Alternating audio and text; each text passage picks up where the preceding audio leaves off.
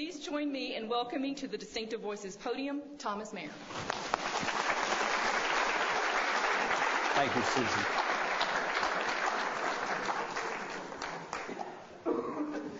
Thank you very much for having me. I really appreciate it. You may have heard in the introduction that my day job is as an investigative reporter for the last 25 years for what was often been known as the sister paper of the Los Angeles Times. It's Newsday in New York, and I've been there for 25 years. And there's a guy there who is often credited as being one of the leading pioneers of investigative journalism, particularly team investigative journalism. His name is Bob Greene. He just passed away last year, but I worked for him for a number of years. I've known him since I knew him since I was a student in high school. And in any event, one day I walked into the office, and here's a guy who worked with Bobby Kennedy on the Senate Crime Rackets Committee. On his desk was a book, Men Are From Mars, Women Are From Venus. It's not exactly what he usually reading. And I said, Bob, why do you have that book? And he said, this book explains it all. And it was kind of the mystery between men and women. When you look historically at the subject of sex and love, almost every great poet, philosopher, theologian has talked about sex and love, and particularly sex in the context as the most physical expression of how two adults can express love to one another. Certainly there are other ways, and I don't want to, I want to respect everybody's moral principles about this, but fundamentally that's what sex is about, particularly in the context of what I'm going to talk about tonight, because Masters and Johnson fundamentally is about the medicalization of sex. It's if you had to look them up in one of those encyclopedias, I would suggest there would be basically three things that we should know about Masters and Johnson from a historical standpoint. One is this medicalization of sex. In other words, before Masters and Johnson came around, sex was primarily not only in the realm of the poets and philosophers. It was often in the realm of religion.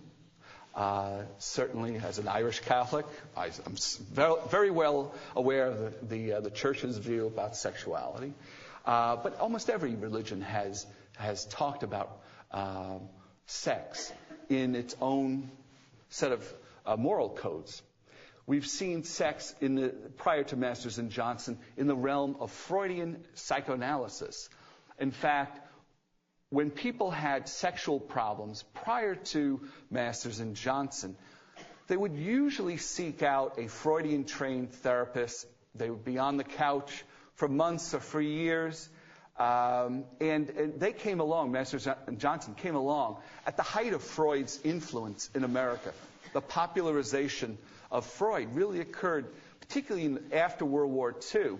I wrote a book about Dr. Spock. Arguably, he's the greatest popularizer of Freud. His theories of infantile sexuality is translated in his baby book in the language of an all-American country doctor. But that is Freud's theories of infantile sexuality. And I actually spoke to Ben when I first got the idea for writing this book, which was about the mid-1990s. And I remember him talking about how sex is about everything. It touches so much of our lives. I first began the notion of writing a book about Masters and Johnson 15 years ago, working for a time period in the health and science desk at Newsday. I was asked to write a story about Masters on the day of his retirement in 1994. And it struck me, and I was doing a book on Spock at that time, it struck me, this idea, a man and a woman who are not married, studying love and sex, who then become the experts on sex and love, who are not married. Then they get married, and they are married for 20 years, and very late in their career, they divorce, and nobody ever talks about it. And in fact, that was really one of the big appeals to me about this, is that Masters and Johnson, I would submit, are really the last of the major American cultural figures of the 20th century who had not had a biography written about them. This is the first and only book. And that's the way they wanted it. Masters tried to write a memoir for a while, and he kind of did it reluctantly, and it was never published. His family gave me a copy of that. In Virginia Johnson, who's now 84, but bear in mind I started this in earnest about 4 years ago, when she agreed to talk to me. And that made a big difference. She had thought of the idea of writing a memoir for more than a decade. And she realized that she was getting to the point in life where if she didn't tell her story now, it wouldn't be told. So between Masters' memoir and Virginia Johnson's voluminous memories, in many ways Virginia's the star of the show, if you will, for reasons that I'll explain in a moment. But fundamentally, if you were writing that encyclopedia summary, it's the medicalization of sex. It's the therapy that Masters and Johnson developed as a result of studying sex. Bear in mind, when they began, Masters was a terrific OBGYN. He was a fertility expert. He was a great surgeon at Washington University in St. Louis, which is today one of the leading universities in the country. And he was very aware that the subject of human sexuality had never really been documented in any large-scale experiment. And he was determined to do that. He traveled in circles with people like George Washington Corner, who was at Johns Hopkins, a lot of people who had were either winning Nobel Prizes or were helping to find things like estrogen and progesterone and such. Everybody knew that, particularly in the OBGYN world, that sexuality, particularly female sexuality, was something that had not fully been documented by medicine, but nobody wanted to go near that. And Masters was determined that he wanted to win a Nobel Prize, and he was quite determined to do that. So the third thing that I would suggest that Masters and Johnson is particularly noted for is underlying the power of female sexuality. This is something that one really has to look back at the history of sex to realize how male-oriented it was. Just for instance, with Freud, for instance, his theory of female orgasm was such that he distinguished between a vaginal orgasm and a clitoral orgasm. And he said that a clitoral orgasm was a immature orgasm. He made a distinction. A vaginal orgasm usually entailed having a man involved in that equation. A clitoral orgasm didn't necessarily involve men. So the view of Freud about sex really prevailed in all of analysis and all of really American popular culture up until the point in which Masters and Johnson came by. And what they did was do something that was really extraordinary. What Masters realized was that to do this experiment, he would have to do a couple of different things. He, as I mentioned, there was a fellow by the name of George Washington Corner. You can still hear me, right, with this? He told him that he should try to do a 4-point criteria. But it essentially boiled down to this.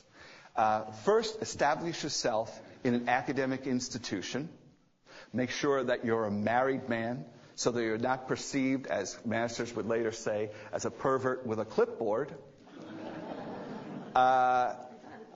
have a long practice as a fertility expert and as kind of the leading OBGYN in St. Louis, and that's what he was. In fact, one of the interesting aspects of doing this book is calling up the conservative writer Phyllis Schlafly, who lives in St. Louis, and asking her about what was Bill Masters like as her gynecologist. She really didn't want to talk about that too much. But he was the top doctor, and everybody went to see Dr. Masters. If you had a fertility problem, he also was way ahead of his time. Now, I don't know how much you know about a fellow named John Rock. John Rock was a doctor at Harvard who is credited with developing the birth control pill. And he was a contemporary of Masters and a good friend of Masters. Masters was one of the top fertility experts, so much so that when the Shah of Iran, I tell this story in the book, when the Shah of Iran's wife had difficulty creating a male heir to the peacock throne, he reached out to a number of different experts, including Dr. Masters. Ironically, one of the things that I found in my research is that Masters himself got into the fertility aspect of his research because he and his wife had difficulties conceiving what eventually became 2 children. It was his fertility techniques that enabled he and his wife to have children. In fact, Virginia Johnson was surprised when I found out the real way that Bill Masters had had 2 children with his wife, because Masters had always told Virginia Johnson that he was the ultimate in male potency. And Virginia said, we had to do everything we could to not get pregnant, because they never had children. They had children in their previous marriages, but they did not have children among themselves. What I found out, though, is I found a doctor who had written a paper with Masters on low sperm counts. And what I found out that is there was in the sample study, they had Elizabeth Masters' initials marked off among all the other people in the samples that were contained in this paper. It was EM, and it coincided with the birth of his 2 children. And it turns out I found the doctor who was the co-author of Bill Masters. He lives in Philadelphia, and he told me, he laughed when I told him that Virginia Johnson said that Bill Masters had told her that his first wife had had some type of condition which would prevent her from becoming pregnant. Well, it turns out it was his low sperm count. So even among Masters, there's a lot of that back and forth. And, I mentioned before about religion. I talked about Freud. But this kind of also underlines another major aspect of sexuality, which is Kinsey. Kinsey came along, and he pioneered our understanding of sexuality. But he was fundamentally a sociologist. That's what he did. And he did large surveys defining American sexual behavior, both men and women. However, notoriously, people lie about sex. What Masters did, and what made all the difference, is that what they did is observe.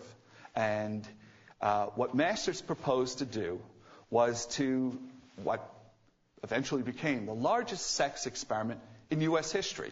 They would eventually observe 700 people, more women than men, having sex in all of its different forms over a 10-year period. And for Masters, he was clueless at the outset. He wasn't really sure how he could go about doing this. He first, because he was the doctor of choice in St. Louis, his clients also included the police chief's wife, who's still alive, and I was able to interview her. But basically, he got the chancellor of Washington University, he got the police chief, he actually went to the bishop of St. Louis and all the other religious leaders in St. Louis. St. Louis is a particularly Catholic town. Bear in mind, if you are a religious figure, a priest, rabbi, minister, when couples come to you in trouble, seeking help, they are usually troubled with usually two things, either money or sex. And so the bishop in St. Louis, way ahead of his time, said, yeah, he thought it was a good idea. I can't give you the official okay, he said to Masters, but he said, I won't criticize, I won't blow the whistle on it. And so he kind of, what Masters started to try to do is almost run a CIA-like operation in exploring this. And he first started with prostitutes. It was Commissioner Priest, that was his name, Sam Priest, who introduced him to the Vice Squad in St. Louis. And for about a year and a half, Bill Masters would go into the various different whorehouses, not only in St. Louis, but in a couple of other cities as well. And he observed prostitutes having sex. Now, it emerged that there was a problem physiologically and anatomically with studying prostitutes, so that it really would not be indicative of the average woman's sexual experiences. And he kind of realized that after about a year or so. He realized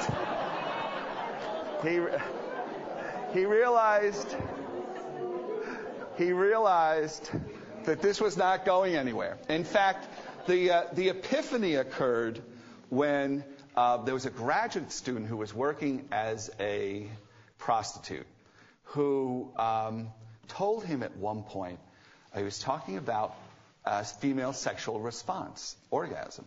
And she said, well, women fake it. And he said, fake it? What are you talking about? And she looked at him and she said, women fake orgasm. And he didn't get it. He didn't understand what she was talking about. So she kind of, this is the way he would tell the story at least. He realized, she said to him, buddy, you need a female partner. And he realized that he did need a female partner. Now, bear in mind, this is the mid-50s. Eisenhower is president. You watch TV, even in the early 60s, Dick Van Dyke Show, they're in twin beds. Everybody's in twin beds. So this is the time that they're in. So Masters doesn't realize that he needs a female partner. He goes to his wife first, but they just have had children for the reasons that I've explained. She's very thankful that they have these two children, and she doesn't want to get involved. There are very few female doctors back then, and those doctors that did, they don't want to get involved with something like this. This is something that's radioactive. This is something ready to explode. You want to do what? That's basically what it was, the view. So he realized that he needed a partner. Enter Virginia Johnson. Well, Virginia Johnson was a woman who, when she entered Washington University, was a 32-year-old woman who had been twice divorced, got married at a young age, relatively young age, actually 21, 22, I guess that's not that old at that time period, that young, to a man who was twice her age, who didn't want to have children. So that was the end of that marriage.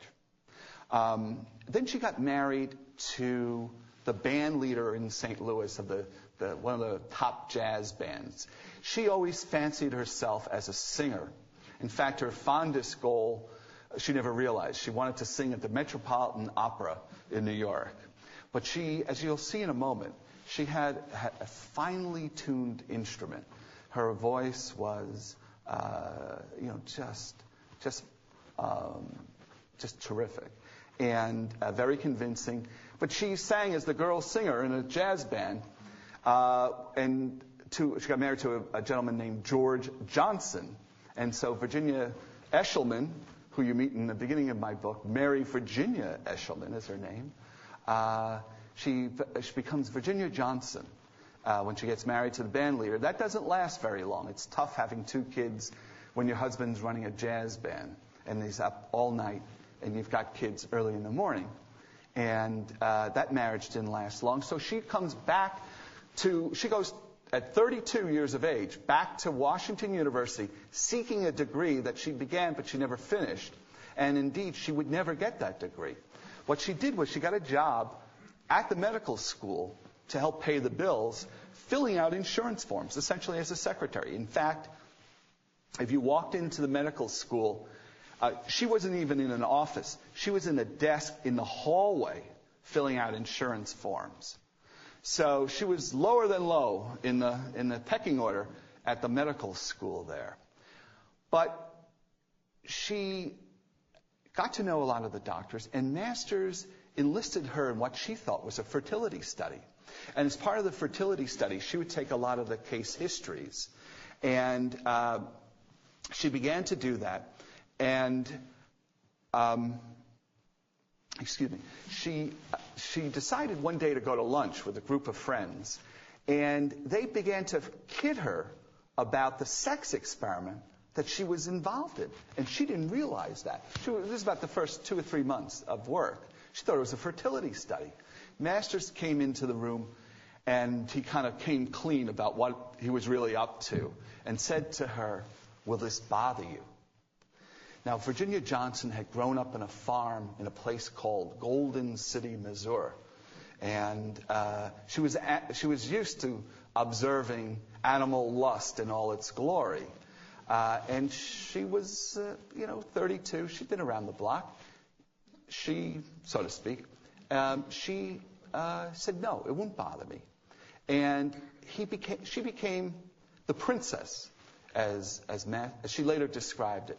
She said that Masters, she really made Masters' dream come true, this great experiment.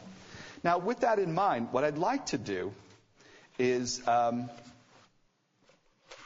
show you a little clip here of basically, this is from A&E's biography. It appeared about 15 years ago. But I thought it did a really good job of kind of giving you a flavor of, first of all, what this sex experiment was all about. But it also gives you, if I may, just ask, there we go.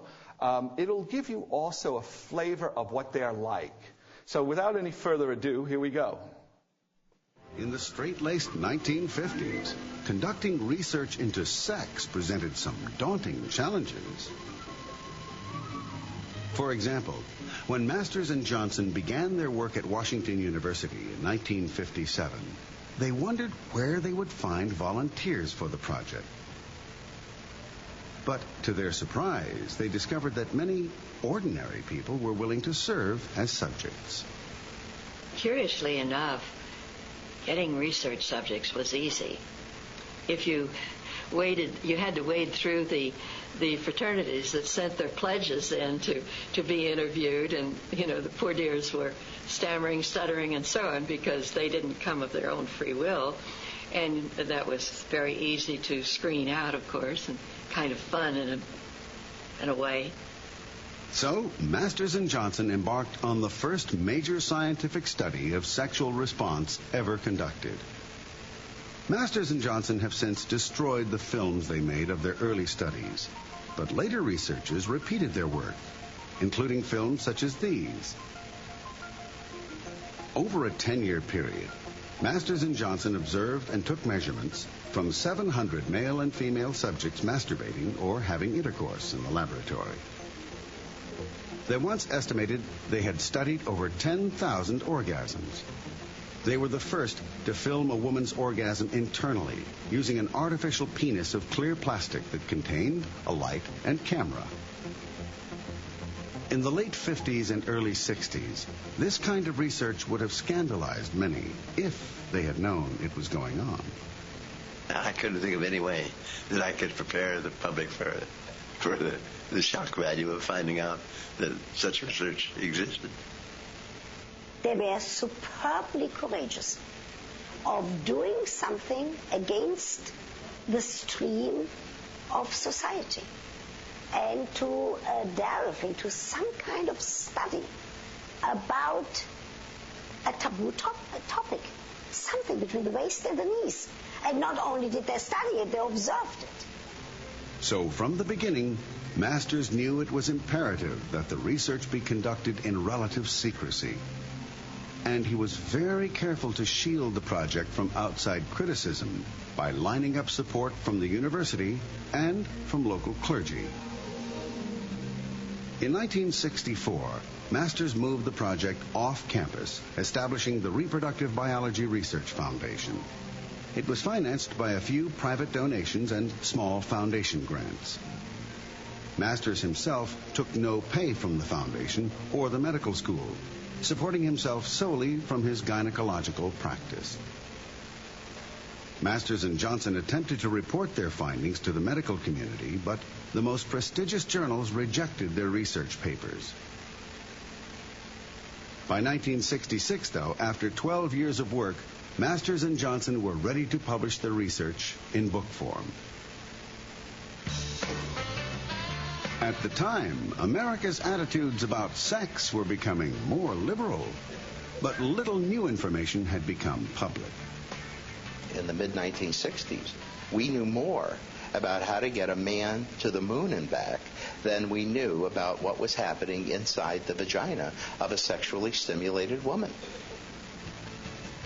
Even in the mid-1960s, some people thought anything related to sex was pornographic. Masters and Johnson knew that. So when they brought out their book, Human Sexual Response, they did everything they could to control the potential for sensationalism. Does it concern you that thrill seekers, people of that sort, will make it a point to try to get a copy of your study? No, I don't really think so. If they are looking for pornography or that type of material, they're going to be disappointed, because I can assure you that every effort was made to remove this type of material from the text. Masters and Johnson wrote the book as a medical textbook in deliberately dense scientific language. They chose a conservative Boston publisher, Little Brown, and held briefings for small groups of science writers in a Boston hotel suite just before publication. We weren't marketing. We just didn't want the books burned. We just didn't want them to be ignored for what they were or misunderstood. The book was a sensation. Little Brown released 15,000 copies, and they sold out in one day. How has the demand been running? Wonderful. Beyond our fondest expectations. I noticed you put it in the window, so you have no... It's a hot property. I want to sell it. Human Sexual Response went on to sell over 250,000 copies in just the first year. It held firm on the bestseller list for 6 months. Do people apologize for ordering it or try to pass themselves off as students or anything? On the contrary. I mean, this is an enlightened age, and people are interested in sex.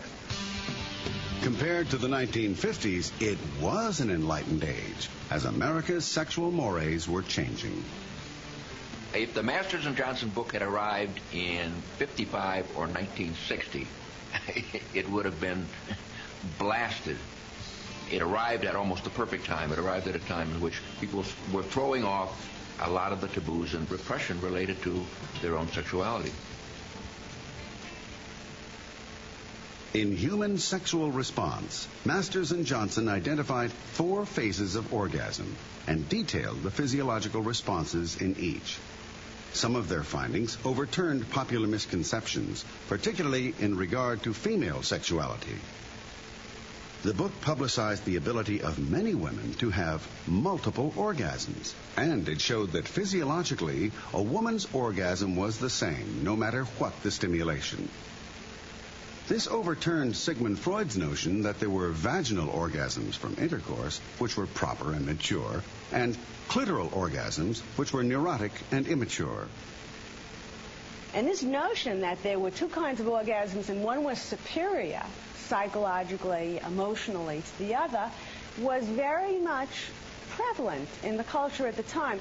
But Masters and Johnson's work, what they said essentially is that an orgasm is an orgasm, however achieved. What it did is it gave women a sense of both entitlement and a sense of inclination to pursue it, so that women became much more eager to achieve and experience orgasm. Human Sexual Response became a bestseller, But not everyone was thrilled with an explicit textbook about sex.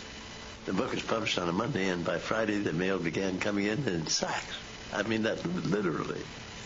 We had to employ 3 secretaries on a part-time basis to answer the mail. And about 80% of the mail was dropped dead. Previously, Dr. Masters had received numerous... Okay. Well, that certainly gives you a good understanding, I think, of what that experiment was about. The thing that kind of grabbed my attention in doing this book was particularly the aspect of Virginia Johnson. This whole idea, as I mentioned before, Masters couldn't move forward with this study. He realized the prostitutes were not the right sample. And Virginia Johnson, her ability to convince people who were faculty wives, who were graduate students, nurses, female doctors, as well as male interns and research assistants and such, to get involved in literally doing this type of research. Her ability to convince people was really what made all the difference for Masters. He was not the type of gregarious guy. He was he's a very driven scientist, a medical expert, but he was not the type of people person that Virginia Johnson was.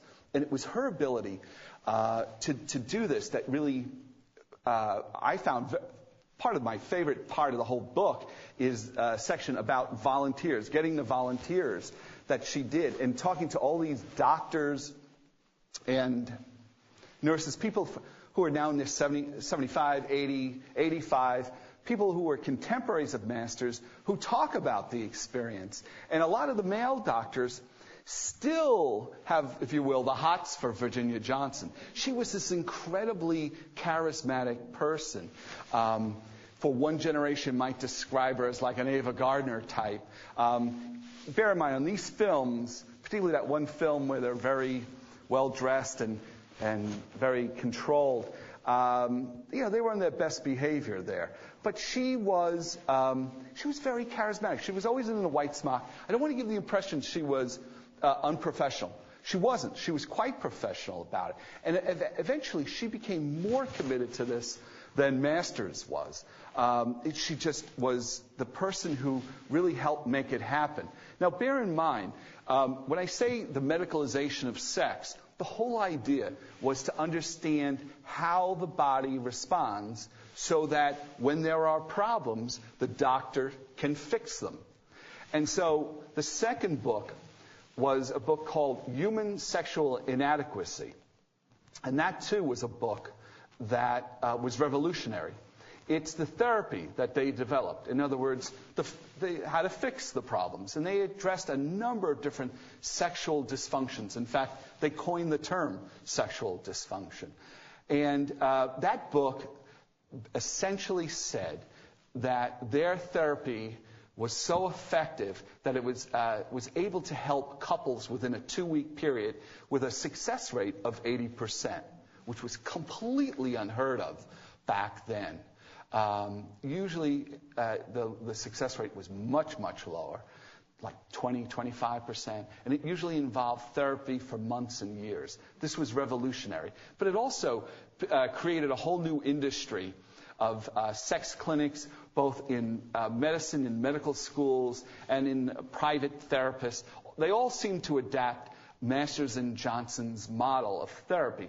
Their therapy, ironically, was as much the creation, the brainchild of Virginia Johnson as it was Dr. Masters. She was able to take the stew of various different influences, everybody from Abraham Maslow to there's a urologist in Duke who had talked about male erectile dysfunctions and had written papers in the National Urology Journal about it. Of course, it used a number of other different sources, some Freud, as a matter of fact, but it was kind of like the stew of various different influences But the bottom line was this. It was what worked.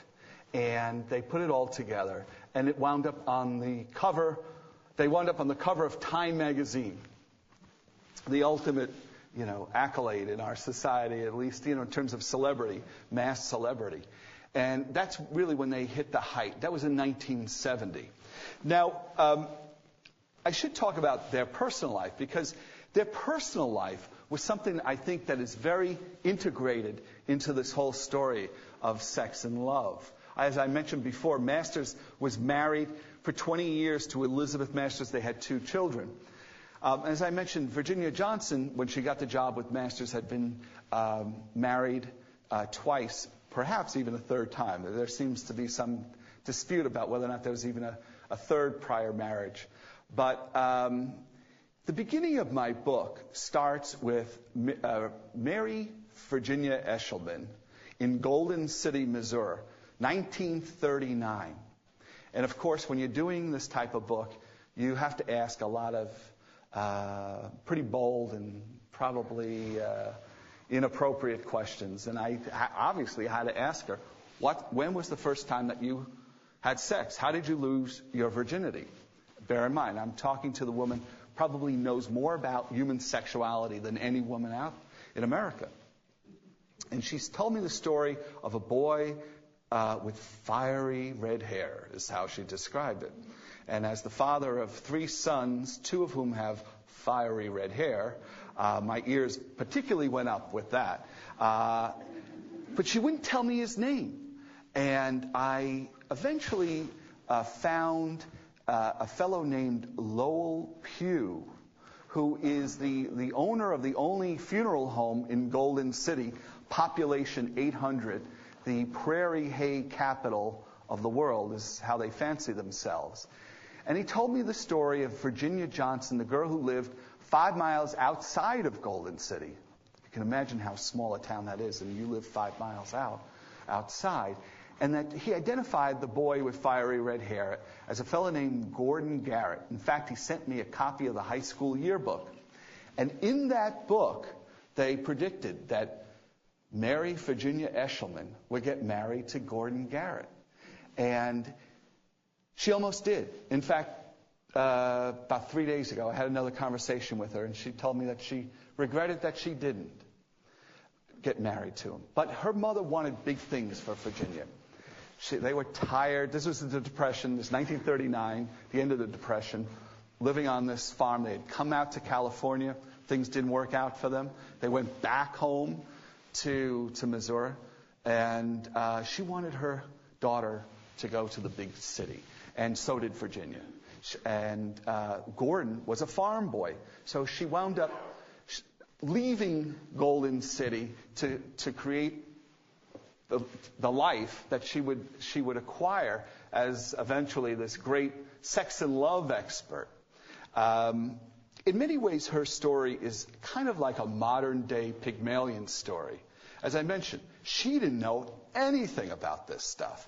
And what part of her charm, her natural native instinct about human nature, her personal charisma, her ambitiousness. When she met Masters, she finally found the stage that she had been looking for all her life. And Masters gave her an equality in their relationship that really was sui generis, as they say, one of its kind. It was the type of thing that most doctors would not do. He gave her credit. She began essentially as a secretary, then as an assistant, then as a associate, and eventually as a partner. So that when their book finally came out, their first book, she shared the byline with Masters. In any long-term long-term relationship, particularly in marriages that I've observed, this was certainly true with Dr. Spock, who was married to his first wife for 40 years. She introduced him to Freudian psychology, as I mentioned. Who makes who? That, when you're involved in a marriage, there's a lot of back and forth. And Masters was in the power position. He was the doctor. Virginia Johnson was the secretary.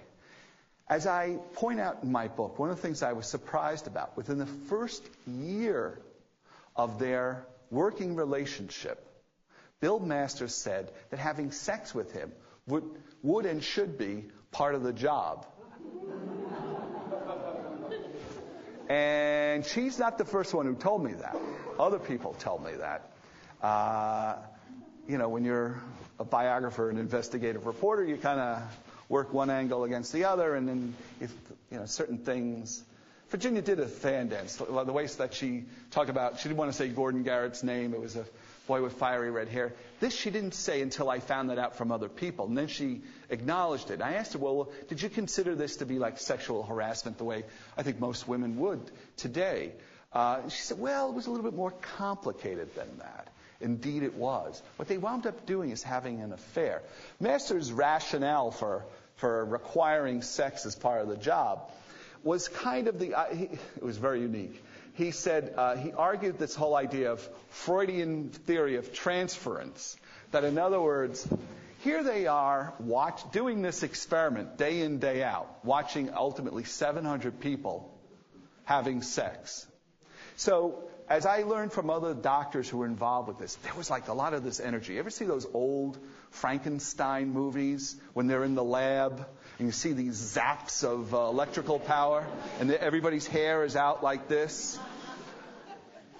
When I talked to the doctors who were involved with this, there was a lot of that type of dynamic. And so I think this Masters was very aware of Kinsey. I don't know if you've ever seen the movie Kinsey, but it seemed like everybody was having an affair with each other, and he felt that was very unprofessional. He felt that this was dynamite that they were dealing with, and it was difficult enough and dangerous enough. He didn't want to complicate things, so he insisted on a certain propriety among the staff members, that they have no type of sexual relations with any of the patients or among themselves. Of course, the fact that he had an affair with Virginia on the side seemed to be a little bit of a disingenuous statement there, but he did enforce that pretty strongly. And Virginia was very professional about it.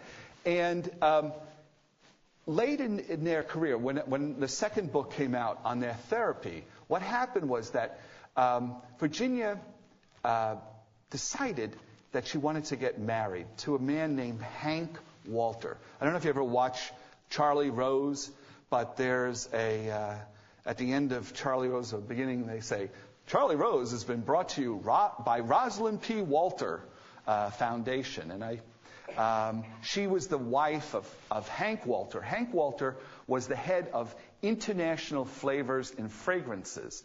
They were the ones who put the lemon in Lemon Pledge, the ones who put the cocoa in Cocoa Puffs. But Hank Walter also realized that if this whole idea of pheromones, the whole idea of scent involved with sexuality, as running flavors and perfume industry, that if Masters and Johnson could somehow find the link between scent and sexuality, and he could market it, that would be to his great advantage. So every year he would throw them money. Now, bear in mind, Masters and Johnson, particularly when their first book became known, it became very controversial within the medical school at Washington University. The conservatives there said, no way. In fact, on a Friday afternoon with martinis in hand, Bill Masters gave kind of a show and tell of what he had been up to for like the last 5 years. And it was not unlike the film that you just saw. In fact, it was a lot more graphic than this. This was on A&E Biography. So everybody walked out. They were shocked, and they were determined to push him across the street. And that's why they created the Masters and Johnson Institute. A lot of that is explained in my book, and I go into a long, detail about why that all happened. They developed this therapy, and at the height of their fame, Hank Walter decided he wanted to get married to Virginia Johnson. and she wanted to get married to him. This was 1970. Here they are on the cover of Time magazine. Bill Masters, who still was not married to Virginia, had been married for 20 years, he gets wind of this. And essentially, they decide to get married for business reasons. By that point, their sexual relationship had kind of fizzled, and it was a working relationship.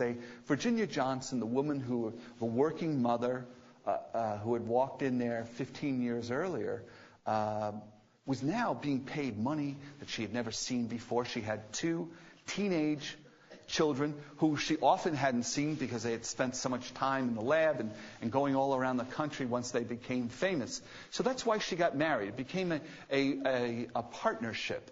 And for the next 20 years, they were on Donahue and all the other different TV shows as America's experts on sex and love. But fundamentally, their marriage, much to my surprise, was essentially a loveless marriage. It was a business partnership. And their third book was a book that became pretty controversial at its time, but it's actually become even more controversial with the publication of my book. It was a book on homosexuality. And Masters was so enamored with Virginia's capabilities in this therapy that had literally created this whole industry known as sexology, they would call it. But basically, it was the sex clinics that medical schools were now adopting and create a whole field of medicine. That he believed, in this book, he contended that their therapy was capable of changing the sexual orientation of a person if they were motivated from homosexuality or bisexuality to heterosexuality. And there were 67 cases of homosexual dissatisfaction, was the phrase that they used in the book. 12 of those were outright conversion. In other words, people who had never had a heterosexual experience prior to the therapy, who then became functioning heterosexuals. And there were about 12 of those cases. Well, I started asking about in my research, and it turns out all of the people who were the staffers at that time had never seen those gay conversion cases. They had heard about them. They were in the book. There were people who questioned some of the methodology. It was embraced by the Reverend Jerry Falwell, a lot of religious and conservative folks who created ex-gay boot camps and such, and said, see, Masters and Johnson say you can change if you really want to. Well, it turns out those were made up. Those gay conversion cases were late in this career. In fact, when you look at Bill Masters here, that was the late stages of Parkinson's disease. But when they did this book on homosexuality, it's the contention of at least his son that the early stages of Parkinson's were beginning to affect his judgment and such. But Virginia became aware very late in the game here. There's a doctor named Robert Kolodny, who was the number 2 doctor at Masters and Johnson, hoped to be the heir apparent. He had been Harvard trained, a really bright guy. Last week I was at Harvard Medical School. He introduced me, and he's a big person in this book, a major character.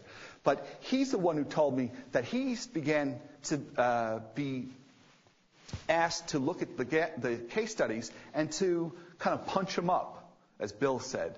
Embellish some of the case studies. And he said, well, where's the records for these? Let me do that and look at the records, and I'll be happy to help you with the writing of this.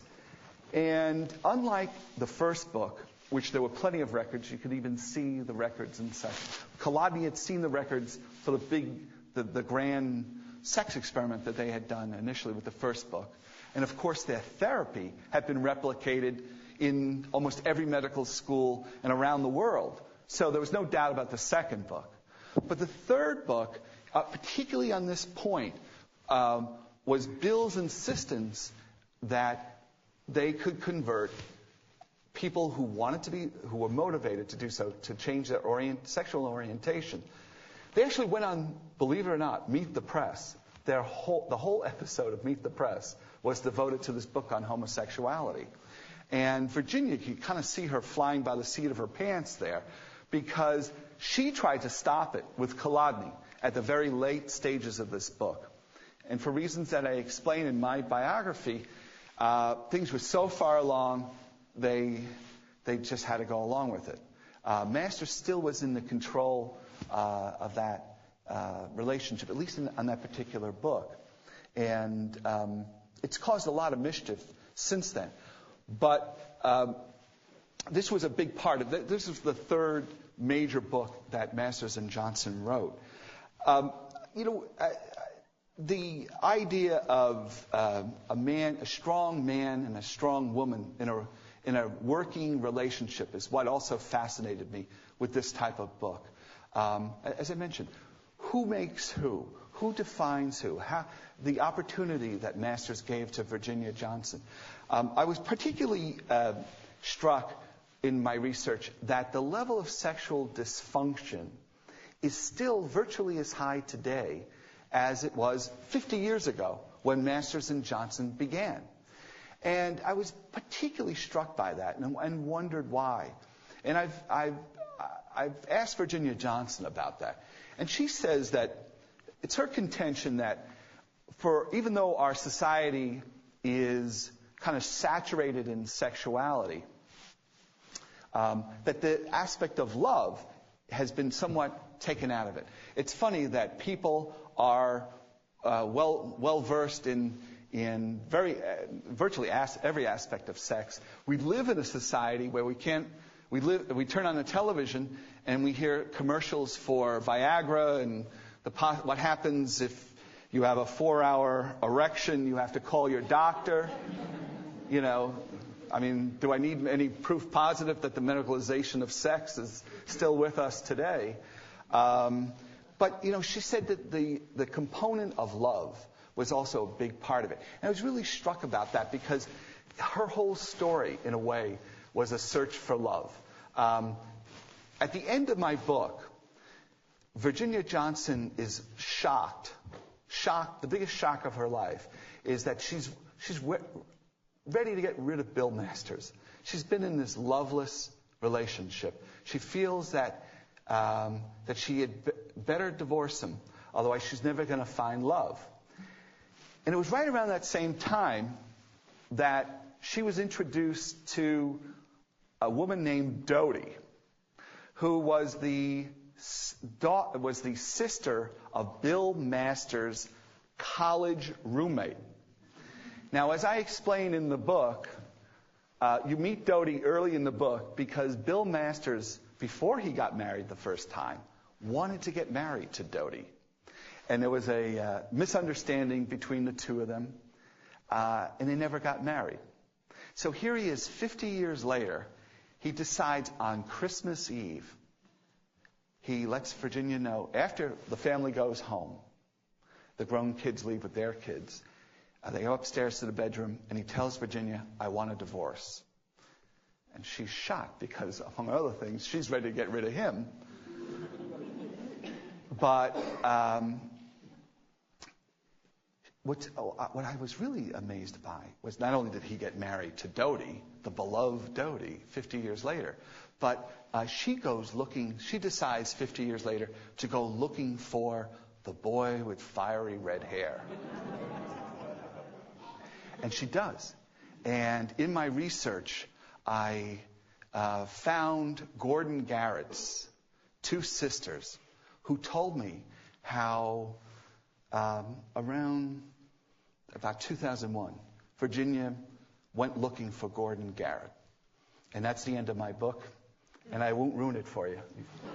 You'll have to read it. Thank you very much for having me.